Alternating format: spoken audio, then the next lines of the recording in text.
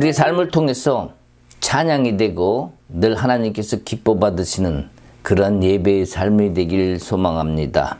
우리 찬양을 통해서 계속해서 주님 주신 생명수 같은 것이 우리 영혼 속에서 솟아오른다면 우리의 삶은 분명히 풍성함을 누릴 수 있는 자격을 얻게 될 것입니다.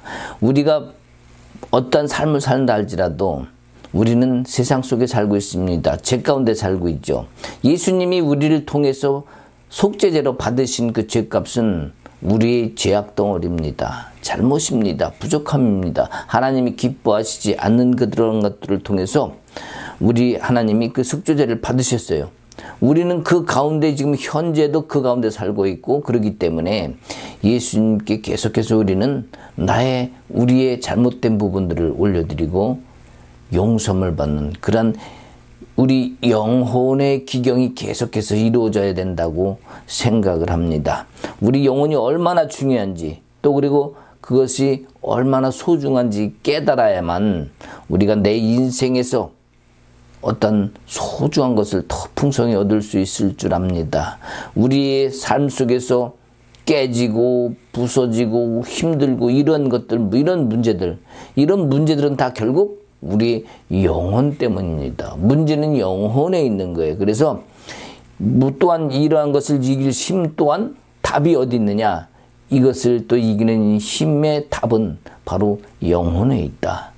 주님이 베푸시는 은혜는 한량없는데 우리가 육신으로 살아가려고 하고 의지로만 살아가려고 하니까 세상의 모든 것을 내게 와서 부딪히고 또 나는 것을 맞고 또 캐쳐나가야 하는 그런 결과가 나타납니다. 무서워하는 사람과 무서운 사람이 있어요. 자, 이것이 뭡니까? 결국 영혼의 문제예요. 영혼이 주님과 함께하고 있다면 두려워하지 않습니다. 무서워하지 않습니다. 그리고 무서운 사람이 되지 않습니다. 왜? 그 사람 영혼에 주님이 계시다면 그 사람은 결코 무서운 존재가 될 수 없기 때문이에요. 그 안에 주님 닮은 아름다운 모습이 계속해서 드러나는데 어떻게 남들을 볼 때 무섭다고 얘기할 수 있겠어요? 결국 이것 또한 영혼의 문제다. 주님으로 내가 얼마나 영적인 삶을 살아가는지 그런 부분을 내가 봐야 되고 또 내 그런 삶을 통해서 뒤돌아봄으로 인해서 내 하늘이 닫히지 않도록 우리는 해야 됩니다. 내 하늘이 뭡니까? 바로 우리 주님이죠. 내 안에 계신 성령이죠. 그분이 다치지 않도록, 그분이 상처받지 않도록 내가 오히려 주님을 더 신뢰할 때 그분은 내게 역사하십니다. 한 사람이 인생을 살아도 성령이 거기에 부어지면은요, 우린 다른 삶을 살 수 있다고 제가 늘 얘기를 합니다. 그 성령을 담고 내가 품어야 되는 이유가 여기 있습니다. 오늘 한 여인이 주님께로 다가옵니다. 그 모습에서 그 여인이 무엇을 붙잡았는지, 어느 자리에 서 있는지, 무엇을 얻었는지 우리는 이 상황을 반드시 보아야 됩니다. 또 예수님은 그것을 통해서 우리에게 무엇을 말씀하시는지, 또 이 복음서를 마태복음을 쓴 마태는 우리에게 무엇을 전해주려고 하는 건지, 이런 부분들을 오늘 성경 말씀을 통해서 함께 보고자 합니다. 자, 오늘 본문의 말씀은 15장 21절에서 28절까지의 말씀입니다. 여기에서 우리 주님이 주신 밥상, 잔치상, 거기에 주인이 누가 돼야 되는지 우리가 명확하게 깨닫는 귀한 시간이 되기를 소망합니다. 자, 15장 21절에서 28절까지 함께 봉독하겠습니다. 예수께서 거기서 나가사 두로와 시돈 지방으로 들어가시니 가나안 여자 하나가 그 지경에서 나와서 소리질러 이르되 주 다윗의 자손이여 나를 불쌍히 여기소서 내 딸이 흉악하게 귀신 들렸나이다 하되 예수는 한 말씀도 대답하지 아니하시니 제자들이 와서 청하여 말하되 저 여자가 우리 뒤에서 소리를 지르오니 그를 보내소서. 예수께서 대답하여 이르시되 나는 이스라엘의 집이 잃어버린 양 외에는 다른 데로 보내심을 받지 아니하였노라 하시니 여자가 와서 예수께 절하며 이르되 주여 저를 도우소서. 대답하여 이르시되 자녀의 떡을 취하여 개들에게 던짐이 마땅하지 아니하니라. 여자가 이르되 주여 올소이다. 그렇지만은 개들도 제 주인의 상에서 떨어지는 부스러기를 먹나이다 하니 이에 예수께서 대답하여 이르시되 여자여 내 믿음이 크도다. 내 소원대로 되리라 하시니 그때로부터 그의 딸이 낳으니라. 아멘. 한 가나안 여자가 예수님 앞에 오는 장면입니다. 자, 우리가 여기서 취해야 될 건 뭡니까? 예수님이 그 여인을 통해서 그의 딸을 구원하고 병을 고치고 귀신을 쫓고 여기에 초점이 맞춰지면 안 됩니다. 그것을 통해서 우리에게 주시려고 하는 말씀, 또 그 당시 이스라엘 사람에게 주려고 하는 말씀, 또 그 여인에게는 어떤 의미와 상징이 있는가를 우리가 그것을 깨달아야 이 본문을 올바리 이해할 수 있다고 생각합니다. 21절에 보면 거기서 나가서 이런 말씀이 나오는데 거기서 나갔다는 얘기가 뭡니까? 여기 거기라는 것은 지난 시간에 얘기했던 가버나움 지역이죠. 갈릴리 지역이에요. 그 가버나움 지역인데 이 바리새인과 서기관들과 논쟁을 하고 또 그들을 통해서 하나님을 부정하는 모습을 보이죠. 예수님을 메시아를 부정합니다. 영적인 부정과 물질적인 부정을 통해서 오히려 그것을 갖다가 왜 장로들의 전통을 따르지 않냐 이러면 논쟁을 하게 됩니다. 자, 그러한 곳을 떠나서 거기서 떠나서 지금 어디로 오셨냐면 지금 두로와 시돈으로 왔습니다. 이 두로와 시돈이라는 것은 그 지중해 쪽 그 바닷가에 있는 항구 도시입니다. 자, 그쪽으로 예수님이 온 거예요. 자, 22절에 보면 뭐라고 하냐면 가나안 여자 하나가 그랬습니다. 가나안 여자라는 것은 우리가 다 알듯이 이방인입니다. 유대인 입장에서는 이방인이고 부정하다 여기는 사람들입니다. 자, 유대인들이 부정하다 여기는 사람이 누굽니까? 유대인 중에서도 병들고 정죄당한 사람들, 그죠? 귀신 들린 사람들, 이런 사람들은 다 부정한 자입니다. 또 누굽니까? 이방인은 다 부정한 자입니다. 마치 개 같은 사람들이죠. 자, 이런 사람들을 부정한 자라 여기는데, 자, 가나안 여자 하나가 나왔습니다. 자, 이 사람이 부정한 여자입니까? 아니면 은혜스러운 여자입니까? 당연하죠.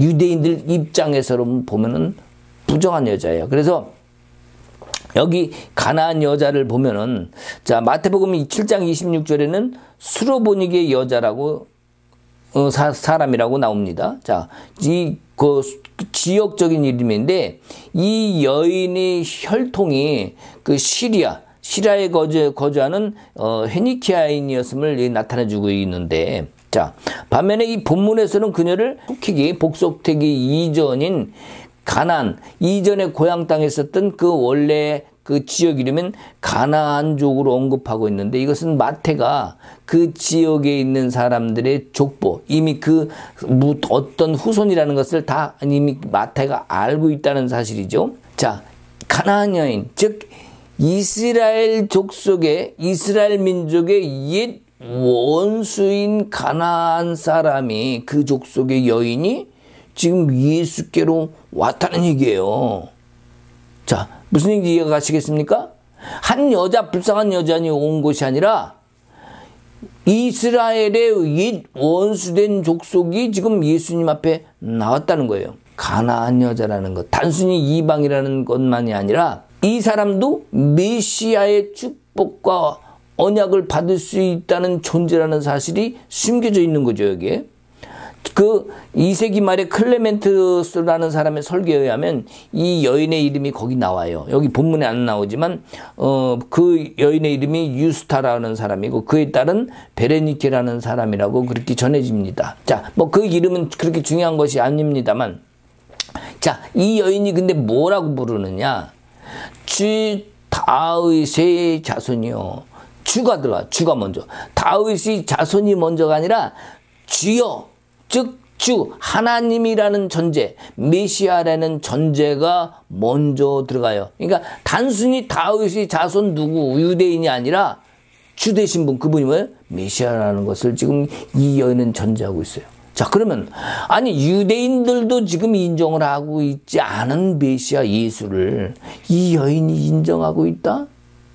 어떻게 생각하십니까, 여러분? 다윗의 약속된 후손으로서의 예수와 관련된 내용을 이 여인이 알고 있다?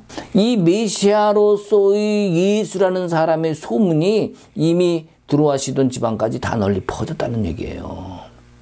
그런 사람이 생겼는데 있는데 뭐 그런 일이 지금 이 여인의 귀에도 들어갔다는 것은 많은 지역 사람들이 이미 다 들어갔다는 사실이 아니겠습니까? 그들이 하나님께 저주받은 자들로 경멸하던 그런 육체적 불구자들이죠. 영적 불구자들이죠. 자, 육체적인 불구자들이라는 것은 이미 혈통적으로 분리된 이방인, 뭡니까? 저주받을 자들이 아니에요. 자, 그러한 자들이지만 또 영적으로도 그런 부분이라고 속할 수 있어요. 자, 이방인들이 오히려 예수가 메시아임을 근데 알아보고 있다. 이거 굉장히 심각한 문제 아닙니까? 이스라엘 백성들도 그것을 인정을 안 하고 있는데 지금 이방인 사람들이 오히려 예수가 메시아임을 인정하고 있다. 그리고 그에게 순종하고 오히려 그를 메시아로 바라보고 그에게 주라고 외치고 있단 말이죠. 이 여인은 실제로 유대인이라는 근거가 어디도 없습니다. 그리고 오히려 가나안 여자라고 분명히 이야기를 하고 있습니다. 근데도 예수님께 그렇게 나온 거예요. 그러면서 하는 말이 나를 불쌍히 여기소서 그렇게 얘기합니다. 그리고 내 딸 흉악한 귀신이 들렸나이다. 여기 한 가지 더 생각해야 될 것은 뭐냐면 귀신이 들린 흉악한 그 딸을 갖다가 예수님께로 왔다. 그러면 이 사람은 이미 예수와 메시아와 귀신의 관계에 대한 그런 내용까지도 이미 알고 있다는 얘기 아니에요. 어떻게 해야 이 귀신을 쫓을 수 있다는 것. 여기서 흉악하다는 말의 원어는 카코스라는 헬라어입니다. 자, 그 헬라어 카코스라는 말은 위험할 만큼 해로운 것. 딸이 굉장히 위험한 상태에 치명적인 병세가 있다는 그런 것을 지금 여기 얘기해 주고 있는 거예요. 자, 그러면 이미 그녀는 예수라는 사람한테 가면 분명히 고쳐주실 것이다. 이런 소문을 듣고 왔다고 볼 수 있습니다. 자, 오늘은 본문의 말씀을 차례대로 내려가면서 우리가 해석을 해보도록 하겠습니다. 23절에 보면 한 말씀도 대답하지 아니하시니. 자, 이 지금 여인이 나를 불쌍히 여기소서 하면서 우리 딸이 귀신이 들렸다고 흉악한 귀신이라고 고쳐달라고 그러는 거예요. 근데 예수님이 지금 어떻게 합니까? 한 말씀도 대답하지 않으세요. 야, 이게 무슨 일이죠? 예수님의 품성으로 봐서는 분명히 그렇게 하실 분이 아닌데 지금 여기 본문에서 한 말씀도 대답하지 아니하시고 가만히 계십니다. 자, 그럴 때에 제자들이 중재자로 나섭니다. 그리고 말하죠. 빨리 보내라고. 자, 그러면 여기서 우리가 한 말씀도 대답하시지 않은 예수님의 의도가 무엇이었을까? 또 우리가 한번 생각해 볼 필요가 있어요. 자, 예수님의 침묵은 단지 이 거절한다든지 그 여인이 이방인이기 때문에 냉담한 반응을 일으켰다고 우리가 볼 수 없습니다. 왜냐하면 지금 이 여인을 고쳐줘야 되는 상황. 자, 우리가 구속사라고 그러죠. 구원해줘야 되는 사상. 우리가 우리의 영혼의 구원도 있겠지만 지금 예수님 이 당시에 귀신을 쫓고 병을 고치고 이런 것도 뭡니까? 구속사에 다 해당되는 거예요. 왜? 나중에는 그것이 예수님을 통한 그런 구속사적으로 발전하기 때문에. 자, 그럼 여기 지금 이방인에게도 구속사적인 상황이 어떻게 해야 될 것인가 그것을 고민하는 것이 아니라 예수님은 이것을 통해서 또한 이방인들과 또한 유대인들과에게 알려주고자 하는 의미와 뜻이 있었다고 생각을 해요. 억지로 이유를 만드는 게 아닙니다. 자, 분명히 구속사적인 전개는 유대인에게만 해당됩니다. 그죠? 근데 예수님은 율법을 그렇게 지키지 않아요. 안식일에도 막 고치고 막 그러잖아요. 자, 분명히 그랬을 때에 예수님의 모습이 율법을 중요하게 여기지 않는 모습으로 비춰졌기 때문에 바리새인과 서기관들이 더 저놈 이상한 놈이다 그런 거 아니겠습니까? 자, 그렇다면은 여기서 분명히 유대인 중심의 구속사인데 이방인을 통해서 주시고자 하는 뜻. 자, 이방인의 구원이라는 문제 지금 여기 직면하게 됐는데 예수님이 잠시 침묵을 했다는 사실이에요. 자, 주님의 침묵은 단순히 거절만을 의미하는 것이 아닙니다. 물론 잘못된 간구를 한다든가 잘못된 기도를 하면은 예수님께서 들어주지 않으시겠죠. 아니, 거절을 하실 수도 있습니다. 그러나 올바른 간구를 했다면 주님은 반드시 하나님의 계획하심에 따라서 하나님의 선한 결과가 나타나게 해주십니다. 그것이 하나님의 섭리 아니겠습니까? 그런데 제자들이 하는 말이 중재자로 기껏 나와서 보내소서 이렇게 얘기를 해요. 뭡니까? 유대인이 아닙니다. 제자들은 아직까지 이런 생각이 있는 거예요. 예수님의 그 침묵 속에 다양한 수많은 생각이 있음에도 불구하고 제자들은 예수님의 마음을 모르는 거죠. 보내소서. 그들의 이기심과 질투가 그 속해 있는지도 몰라요. 왜? 우리는 유대인인데 감히 이방인 주제에 이렇게 생각을 할 수 있다는 겁니다. 또 거기에 예수님은 뭐라고 말씀하십니까? 24절에 보면 이스라엘 집의 잃어버린 양 외에는, 자, 24절에 그렇게 나오죠. 이스라엘 집 잃어버린 양 외에는 다른 데로 보내심을 받지 아니하였노라 하시니, 누구한테 얘기하는 겁니까 지금? 이 여인에게 하는 얘기죠. 유대인 중심으로 구속사의 전개를 해야 되는데 하나님이 직접 작성하신 엄정한 계획은 유대인 중심으로 구속사를 만들어가는 겁니다. 분명히 예수님도 그렇게 오셨고 또 유대인들을 선민으로 분명히 인정을 하십니다. 하나님 백성으로. 문제는 뭡니까? 하나님이 그렇게 계획은 했지만 그들이 그것을 받아들이지 않는 데 있어요. 메시아를 받아들이지 않는데 문제가 생긴 겁니다. 사도 바울도 이방인들의 사도죠. 사도 바울도 뭐라고 얘기하냐면 유대인에게도 또한 헬라인에게도 이렇게 얘기를 합니다. 그리고 또 뭐랍니까? 예루살렘과 온 유대와 사마리아와 땅끝까지 이렇게 예루살렘 즉 유대인으로부터 시작을 해서 복음도 전개되는 걸로 이렇게 하나님의 계획은 그래요. 이 양에 대해서 나오는데 이스라엘이 그들이 참 목자 대신 예수를 거부했기 때문에 결국 그들은 잃어버린 양이 된 거죠. 분명히 그 백성을 하나님의 어린 양이라고 이야기를 합니다. 근데 그들이 메시아를 거부했기 때문에 받을 수 없잖아요. 그러니까 양이 길을 찾지 못하는 결국 이 길을 잃어버린 양이 된 거예요. 그래서 지금 여기서도 예수님이 말하기를 내가 유대인들을 향해서 보내줬다라는 얘기를 먼저 전제를 까는 겁니다. 자, 그러자 이 여인이 뭐라고 얘기를 합니까? 25절에 보면 와서 예수께 절합니다. 그리고 저를 도우소서. 절하면서까지 저를 도우소서. 이 여인의 간절함이 있죠. 간절함 속에 지금 예수님께 다시 구하는 겁니다. 자, 그러면 26절에 또한 예수님이 하시는 말씀 보면은 자, 뭐라고 말씀하시? 기가 막힌 말씀을 취해요. 자녀의 떡을 취하여 뭐랍니까? 개에게 주지 않는다는 거예요.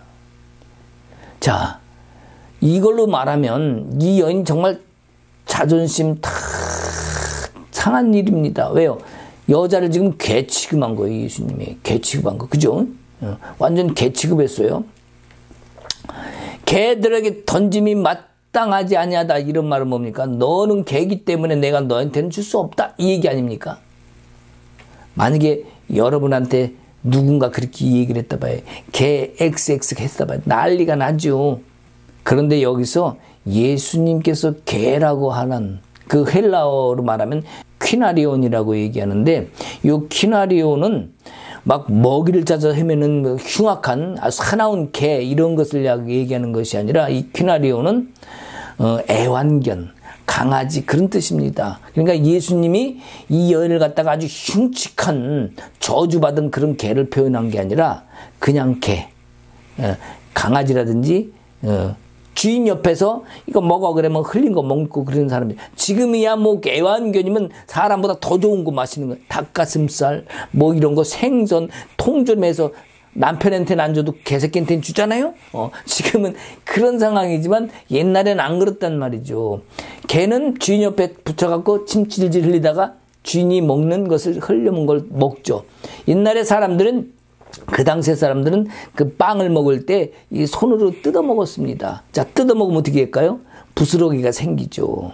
그 부스러기를 개가 먹는 그런 시절로 이해를 하면 되겠습니다. 그래서 여기서 예수님이 표현하신 지금 개라는 의미는 경멸하는 대상의 그런 개가 아니라 선택받은 민족이 아니라는 그러한 이방인의 의미에서 개라는 표현을 쓴 거예요.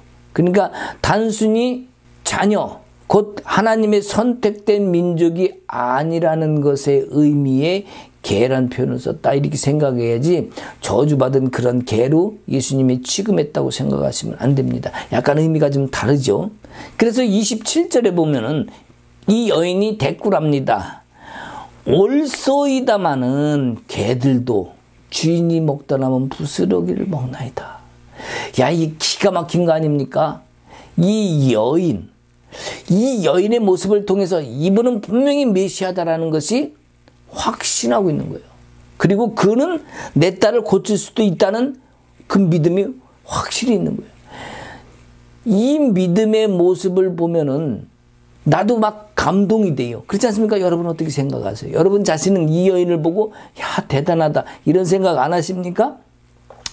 이들은 분명히 자신들이 이방인이라는 것, 선택된 민족이 아니라는 것, 메시아로부터 해당되지 않는 그러한 자신들의 처지를 분명히 알 텐데 개로서 인정하는 것은 이 성경에서는 큰 의미가 있어요. 개라는 것은 겸손한 행위로 이야기도 합니다. 여기 사무엘상 24장 그 14절에 보면 또 열왕기하 8장 13절에 보면 여기 보면은 내용들이 그런 내용이 나와요. 개 그러면 개 같은 뭐 이런 뜻 의미가 나오는데 누군가 그 사람을 극도로 비하하는 것이 아니라 사람이 자신을 생각하기에 자신을 극도로 낮춰서 비하해서 얘기할 때 개 같은 이런 표현을 쓰는 것을 봅니다. 자, 이 여인도 지금 자신을 맞습니다. 나는 개입니다.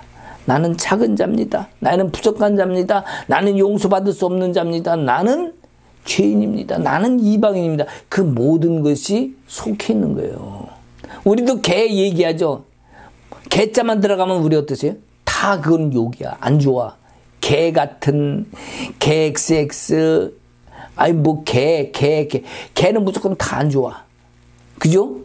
여러분 이런 개 했는데 아 그래 나 개야 이럴 사람 있습니까? 없어. 다 기분 나빠해. 그죠? 아니면 다 상처받아.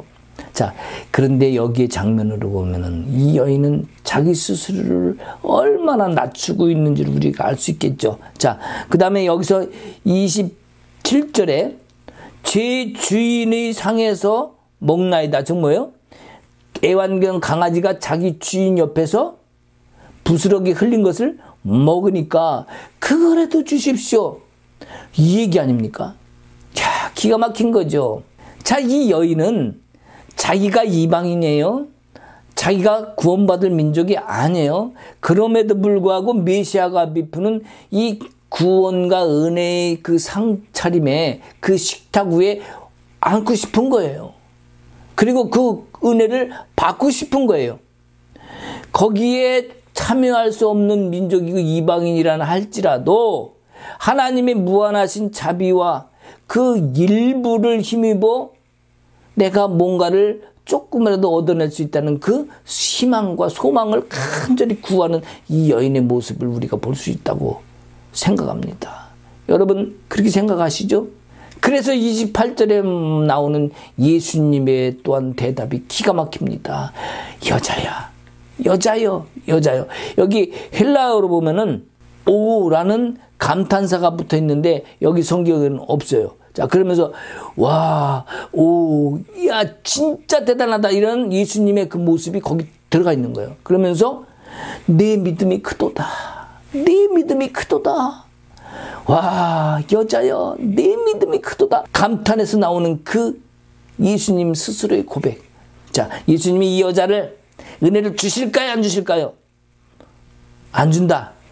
준다. 어느 쪽입니까? 여러분 같으면 어떻게 하겠어요? 내가 지금 내 자녀와 둘이 밥을 먹고 있는데 어떤 사람이 지나가는 사람이 와서 밥 좀 달라고 했을 때 여러분 이와 같은 상황 내가 감동할 수 있는 그런 어떤 일을 했던 그 사람에게 자 우린 밥 먹을 테니까 당신은 어디 가던 길 가셔 이러겠습니까? 이리 와서 같이 먹읍시다 그러겠습니까? 분명히 같이 먹자고 할 거예요. 그죠? 여기서 내 믿음이 크도다. 여기에 믿음은 바로 그녀의 신뢰, 확신 그리고 겸손 이런 것들이 다 깔려있는 그러한 것이 밑바탕이 된 그 고백 속에 예수님이 지금 그 여인을 보고 내 믿음이 크도다. 예수께서 칭찬받는 두 번째 이방인이죠. 첫 번째 누구였어요? 첫 번째 기억나십니까? 백부장이죠. 백부장. 이스라엘을 다니면서 이만한 믿음을 가진 자가 본 적이 없다 이렇게 얘기하잖아요. 응? 근데 이 여인에게는 뭐예요? 내 믿음이 크도다. 얼마나 대단합니까? 예수님 보시기에 대단하다면 이건 정말 대단한 거죠. 그러나 그 제자들은 어떤 생각을 했는지 모르겠어요. 아까 보니까 빨리 내보내라고 했던 감히 어딜 기어들어 뭐 이렇게 얘기한 거겠죠. 우리 은혜의 자리, 우리 메시아야, 우리 주인이야. 나의 것이 아닌 예수님은 세상의 모든 일을 위해서 오셨다는 그분. 바로 이 구속사적인 문제에 있어서 이방인에게 향한 예수님의 마음을 우리가 여기서 볼 수 있습니다. 작은 자를 통해서 큰 자를 부끄럽게 하신다는 예수님. 연약한 자를 들어서 강한 자를 부끄럽게 하겠다는 그 예수님. 우리 성경 말씀에서 분명히 우리는 그것을 배웠습니다. 그렇기 때문에 내가 강한 척하면 안 돼요. 내가 대단한 척하면 안 돼요. 내가 낮아지고 겸손한 자의 자리에 서야 하나님이 주신 은혜를 우리도 받을 수 있지 않겠습니까? 어느 주인이 있습니다. 그 주인이 잔치상을 만들어 놨어요. 상을 탁 차려놨습니다. 누굴 주기 위해서? 자녀들을 주기 위해서. 얘들아 맛있는 진수성찬 차려놨다. 와서 밥 먹자. 했는데 자녀들이 아무도 안 오네. 다 어디 갔지? 지금 누가 앉아있는 거예요? 그 잔치상에. 그 밥상머리에 지금 누가 앉아있는 겁니까? 이방인 여자가 앉아있는 거예요. 정작 먹어야 될 유대인들은 아무도 안 오고 그 믿음으로 먹는 겁니다. 그 메시아가 주는 상은 그 은혜의 상은 정말 주님을 경외하고 신뢰하고 교만하지 않는 마음 오직 주님을 끝까지 믿는 중심의 마음으로 먹는 상인데 이스라엘에는 그게 없는 거예요. 지금 누가 있어요? 백부장하고 이 이방인 여자가 지금 이 밥상에 앉아 있는 거예요. 아들이 제일 좋은 음식을 먹어야 되는데 그 아들들은 없어. 이거 주인의 입장에서 얼마나 가슴 아플까요? 그렇지 않겠습니까? 남들은 와서 닭다리, 오리다리, 갈비 다 뜯어먹고 있는데 자녀들은 저쪽에서 먹을 게 없어 이러고 있다고 생각을 해봐요. 야 이놈아 여기야 여기 일로 와 여기 많잖아라고 했는데 못 들어봐. 얼마나 답답할까요? 내 자녀가 실제로 그런다고 생각을 해봐요. 얼마나 깝깝하겠습니까? 이해가 가시죠? 이 잔치상에 부어지는 것은 단순히 음식이 아닙니다. 성령의 기름 부음이에요. 살아있는 생명의 말씀이 부어지는 자리입니다. 약속이 이루어지는 자리입니다. 생명수가 부어지고 그 생명수를 통해서 살아나게 하는 자리. 이것이 뭐예요? 주인이 만들어 놓은 지금 잔치상 자리. 메시아 예수 그리스도가 만들어 놓은 진수상천이 채워진 정말 귀한 자리라는 사실을 우리가 알아야 됩니다. 율법은 많이 알아요. 성경도 많이 알아요. 자, 우리도 그러죠. 성경을 많이 알아. 한 50년 신앙생활을 했어. 80년 신앙생활을 했어. 성경에 대해서는 나보다 아는 사람이 없을 거야. 나는 다 알아. 라고 이야기하는데 정작 성령의 임재를 한 번도 경험해 보지 못한 사람이 있을 수 있어요. 하나님의 깊은 은혜, 주님과의 임재, 그 속에서 주님을 경험해 보지 못하고 그냥 말씀이 붙들고 그것만 붙들고 이제 요한복음 5장 39절에 뭐라고 이야기하느냐? 성경이 영생을 주는 줄 알고 상고하거니와 그죠? 성경을 연구하거니와 이 얘기죠. 요한복음 5장 39절에 보면 거기 나와요. 그 그 성경이 내게 대하여 증언하는 것이라. 이렇게 얘기 나옵니다. 그런데 너희가 영생을 얻기 위하여 내게 오지를 않는다는 거예요. 응? 내게 오기를 원하지 않는다는 것이 우리 주님의 말씀입니다. 그러니까 말씀만 열심히 연구해요. 글자를 100독에 써요. 나는 10독에 써요. 나는 통독 1독에 써요. 이번에 하나님 은혜예요. 라고는 얘기하는데 그 안에 있는 살아있는 생명의 말씀을 내가 담지 못하고 기름 부음도 몰라. 성령의 임재도 몰라. 하나님이 살아계신 그 역사, 권세와 능력이 정말 어떻게 행하는지를 몰라. 그냥 믿습니다. 주시옵소서. 이것만 그 말씀이 생명이라서 줄 거야. 예, 그 말씀만 붙들고도 하나님은 경우에 따라서 역사하실 겁니다. 그 영혼에게 은혜를 베푸실 겁니다. 그러나 그게 얼만큼 가겠어요? 내가 주의 임재를 경험하지 못하면 잠깐 끓었다가 금방 식어버리는 냄비에 끓는 물처럼 밖에 되지 않습니다. 정말 살아있는 생명의 말씀, 그 성경을 제대로 맛보면은요, 우리의 삶도 달라집니다. 내가 성령을 취하고 성령과 함께 할 때 우리 삶이 달라지는 것처럼 성경을 제대로 맛보면 내 삶도 분명 달라질 수 있습니다. 이스라엘 자녀들은 와서 먹지 않는 그 모습, 현재도 그래요. 현재도 유대인들은 메시아를 아직도 인정하지 않습니다. 이게 지금까지 왔어요. 그럼 우리 지금 신앙인, 교회 다닌다고 하는 우리는 뭡니까? 우리가 진정 예수님의 임재를 알고 성령을 경험하고 그것과 함께 삶을 살아가고 있습니까? 종교인으로만 살고 있지는 않습니까? 혹시라도? 남들의 이목에 집중해가지고 외식하는 자리에 서 있지 않습니까? 남들 보는 거 이목. 교회에서요, 무슨 장관 되면 장로 시켜줘요. 사장 되면 장로 시켜줘요. 출세하면 장로 시켜줍니다. 이게 뭐예요? 하나님의 법과 다른 거죠. 진정 없어도 하나님을 믿고 신뢰하고 정말 주님의 그 말씀 안에서 순종하는, 그 임재 안에서 하나님을 증거하려고 하는 그런 사람들이 장로가 되고 권사가 되어야 되는데 세상 교회는 그렇지 않는 경우가 다반사예요. 그러니 세상 사람들에게 존경 못 받고 손가락질 받는 경우가 생깁니다. 안타까운 일이죠. 오늘 예수님이 계신 이곳에도 이방인 여자와 백부장만이 그 주님 주신 식탁에서 맛있는 식사를 하고 있는 모습을 보는 것과 똑같습니다. 저기 지금 마지막 절에 말합니다. 네 소원대로 되리라. 그죠? 여자야, 네 믿음이 크도다 그러면서 네 소원대로 되리라. 자, 우리에게도 지금 네 소원대로 되리라 그러면 할렐루야! 춤추고 난리 날 거예요. 그죠? 자, 네 소원대로 되리라 하기 이전에 그 사람의 신앙은 어땠나라는 것을 우리가 봐야 되지 않겠습니까? 과연 예수님이 기뻐 받으실 그런 모습의 중심의 신앙으로 지금 주님 앞에 와 있습니까?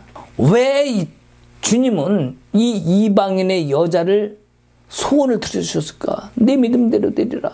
이방인임에도 불구하고 유대인조차도 부정하는 이 메시아를 참 메시아로 인정하고 다가온 이 이방인 여자. 자신의 내면의 그 중심을 주님께 드러내 보이고 그 믿음과 지혜와 신앙으로 주님께 다가왔다는 것을 예수님은 많은 사람들에게 지금 드러내고 싶으신 거예요. 이스라엘 백성들에게도 지금 너희들도 이와 같이 하라고 지금 말씀하고 계신 거예요.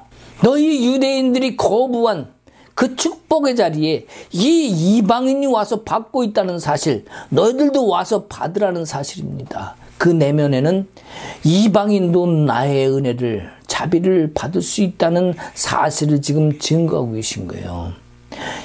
사도 바울이 이방을 향해 나가기 이전에 이미 예수님도 이와 같은 사실을 말씀을 통해서 지금 계시하고 계시다는 거예요. 그래서 이방인들도 그 축복의 자리에 참여할 수 있다. 너희 이방인들도 와도 된다는 그 메시지를 지금 우리에게도 또 그 시대에게도 이야기하고 계신 것입니다. 소원대로라는 헬라어가 호스데레이스입니다. 호스데레이스. 자, 이게 뭐예요? 원하는 만큼 전부 다 모두 다 네가 원하는 만큼 다 주겠다 이거예요. 원하는 대로. 지금 이 여인이 원하는 거 뭡니까? 딸이 낳는 거예요.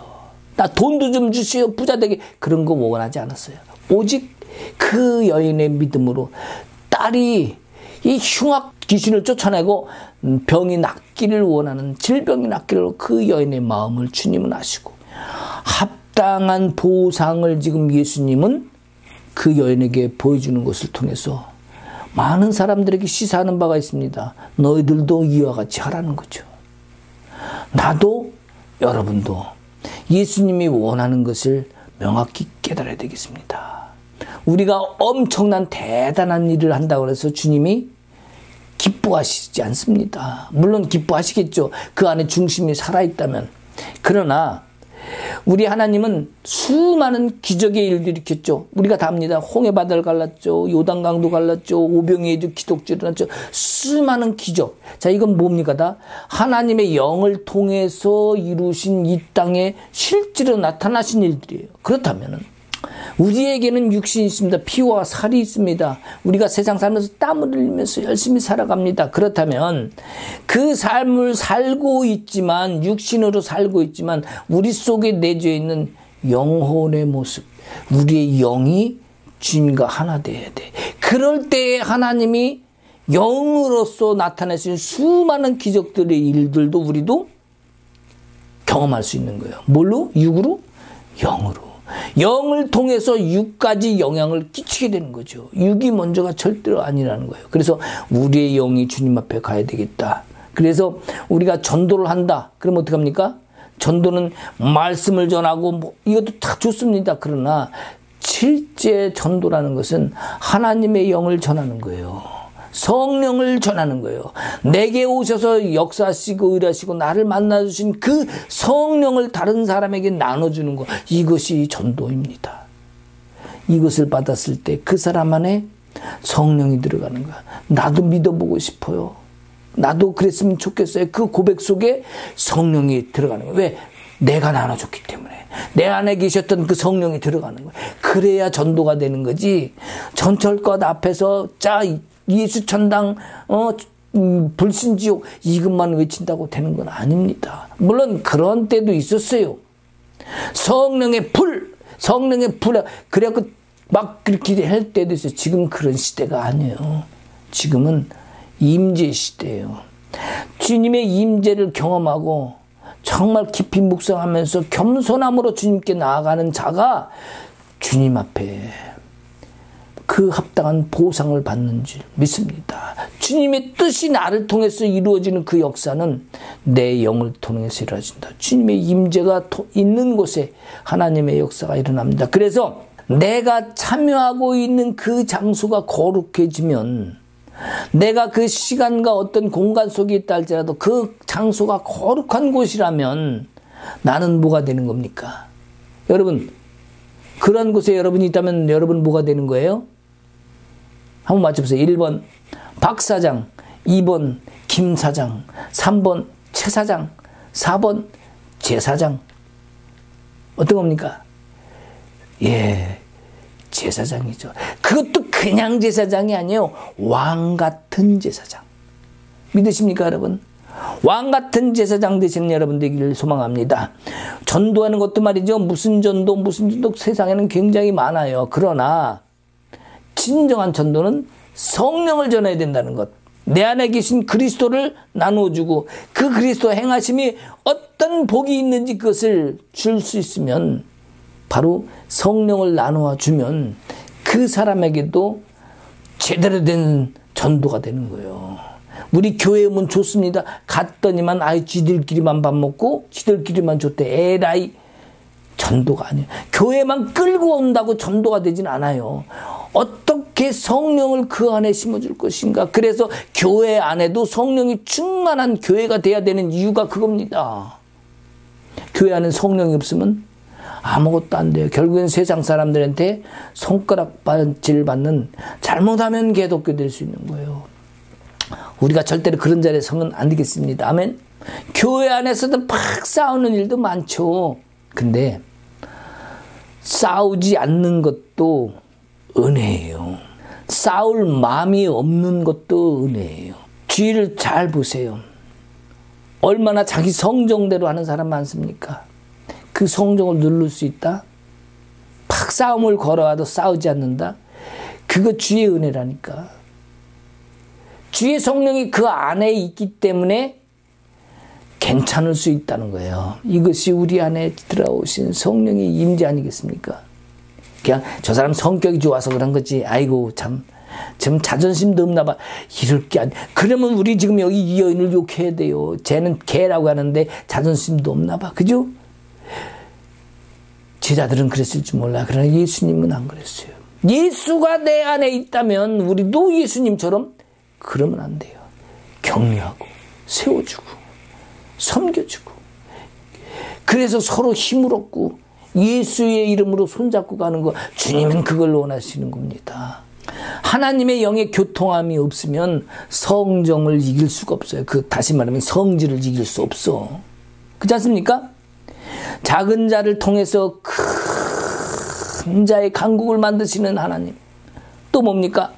약한 자를 통해서 강한 자의 모습을 이루시는 하나님. 그 모습이 진정한 우리를 향한 하나님의 모습 아니겠습니까? 자, 오늘의 말씀을 우리가 정리해 봅시다. 예수님이 들어와시던 지방에 갑니다. 그 지방에서 가나안 여자를 봅니다. 그 여인이 예수님 앞에 다가와서 주 다윗의 자손 예수여. 자, 주 다윗의 자손이시여라고 부르죠. 그 여인이 부르면서 왔을 때 예수님은 이방 여자를 갖다가 개 취급을 합니다. 근데 이 여인은 내가 개가 맞소이다라고 이야기하면서 긍휼을 구합니다. 이 여인에게 예수님은 은혜를 베풉니다.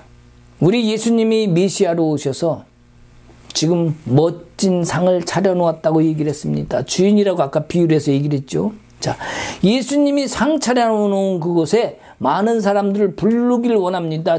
이스라엘 백성들이 와서 먹기를 원합니다. 그런데 주인의 상에 올라와야 할 자들은 오지 않고 다른 이방인 여자가 그 상 앞에 앉아있다는 얘기를 아까 했습니다.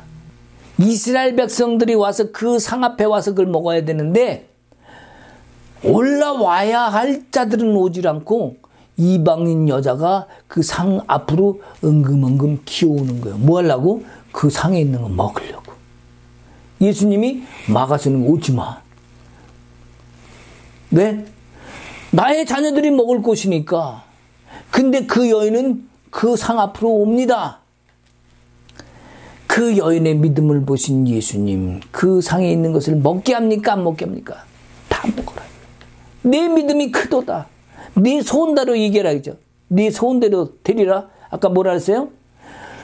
원하는 만큼 다 주겠다고 말씀하신 거라고 얘기했지 않습니까? 다 먹으라는 거죠. 먹고 싶은 만큼. 이것이 신앙이고 이것이 믿음입니다. 우리도 이 땅에 살면서 이와 같은 믿음을 가져야 됩니다. 진정 주님을 신뢰하는 믿음이면 예수 그리스도께서 하늘과 땅의 모든 권세를 가지고 이 땅에 오셨다면, 그 권세를 우리에게 또한 주셨다면 우리는 그 권세를 취해야 됩니다. 그것을 행할 수 있어야 됩니다. 비록 눈에 보이지 않고 지금은 아무것도 보이지 않아도 우리는 믿음은 바라는 것들의 실상이라고 얘기하잖아요. 내가 원하고 바라면 주님은 주십니다. 왜? 그것이 정당하고 응답받을 만한 거라면, 세상적인 욕심으로 하는 것이 아니라면 주님은 반드시 그 일을 이루십니다. 주인이 밥상 앞에 지금 이방 여인이, 죄인이, 다른 죄인이 와서 함께 밥을 먹고 있는 거예요. 그 앞에 있는 함께 먹는 죄인은 죄인일까요? 아닐까요? 죄인이 아니에요. 그 앞에 같이 밥을 먹는 사람은 주님의 벗인 거예요. 친구인 거예요. 가족인 거예요. 자녀인 거예요. 주님은 그것을 원하시는 겁니다. 여러분, 주님 차려주신 밥상 앞에 누가 앉아야 됩니까? 하나님의 자녀가 앉아야 됩니다. 그것이 누가 앉아야 됩니까? 여러분이 돼야 됩니다. 주님이 차려놓으신 밥상 앞에 주인은 내가 돼야 된다. 그냥 나라고 고집해서 우기는 게 되는 게 아니라 주님이 받으실 만한, 합당한 은혜로 주실 만한 그 자리에 내가 서야 되겠다. 이것이 주님이 원하는 거 아니겠습니까? 자녀됨을 진심으로 인정할 때 역사는 주님의 일하심을 통해서 나에게 상응하시는 대가를 주신다. 그것이 하나님의 역사입니다. 그것이 하나님의 은혜입니다. 나의 의지적 행위가 아니라 오직 주님이 일하심으로 이루는 역사, 내가 원하는 거 아니겠습니까? 우리 여러분, 사랑하는 여러분, 모두 주님의 상 앞에, 밥상 앞에 앉읍시다. 보아도 보지 못하는, 줘도 못 받는 그런 어리석은 자가 아니라 기꺼이 우리 함께 앉아서 맛있는 식사를 하는 귀한 여러분 되시길 주님의 이름으로 축복합니다. 기도하십시다. 주님 감사합니다. 주님 주신 밥상에 주인이 내가 되길 원하시는 주님, 그러한 은혜의 자리에서는 우리가 되게 해주심을 감사하며 예수님 이름으로 기도합니다. 아멘. 이제는 우리 주 예수 그리스도의 은혜와 하나님 아버지의 크신 사랑과 성령님의 감화감동 교통하심과 역사심이 이제 주님의 말씀이 생명이 되고, 또한 그 말씀의 자리, 주님 그 차려놓으신 그 자리가 진정한 영광의 자리가 된 것을 알고 따라가는 모든 성도들 위해 이제로부터 영원토록 함께 있을지어다. 아멘.